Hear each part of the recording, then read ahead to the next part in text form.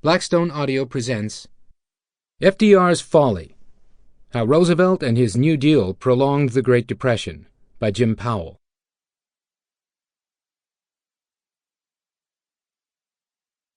Introduction. The Great Depression has had an immense influence on our thinking, particularly about ways to handle an economic crisis, yet we know surprisingly little about it.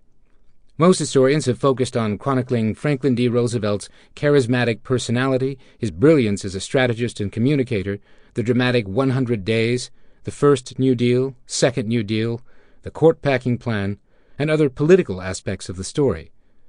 Comparatively little attention has been paid to the effects of the New Deal. In recent decades, however, many economists have tried to determine whether New Deal policies contributed to recovery or prolonged the Depression. The most troubling issue has been the persistence of high unemployment throughout the New Deal period. From 1934 to 1940, the median annual unemployment rate was 17.2%.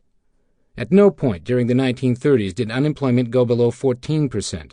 Even in 1941, amidst the military buildup for World War II, 9.9% of American workers were unemployed.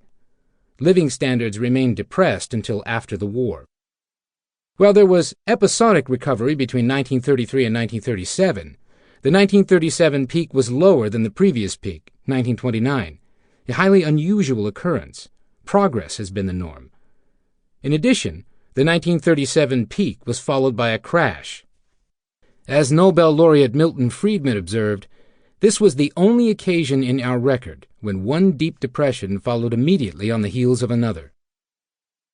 Scholarly investigators have raised some provocative questions. For instance, why did New Dealers make it more expensive for employers to hire people? Why did FDR's Justice Department file some 150 lawsuits threatening big employers? Why did New Deal policies discourage private investment, without which private employment was unlikely to revive? Why so many policies to push up the cost of living? Why did New Dealers destroy food while people went hungry? To what extent did New Deal labor laws penalize blacks? Why did New Dealers break up the strongest banks? Why were Americans made more vulnerable to disastrous human error at the Federal Reserve? Why didn't New Deal securities laws help investors do better? Why didn't New Deal public works projects bring about a recovery?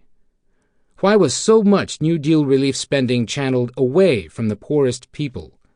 Why did the Tennessee Valley Authority become a drag on the Tennessee Valley? Curiously, although the Great Depression was probably the Sample complete. Ready to continue?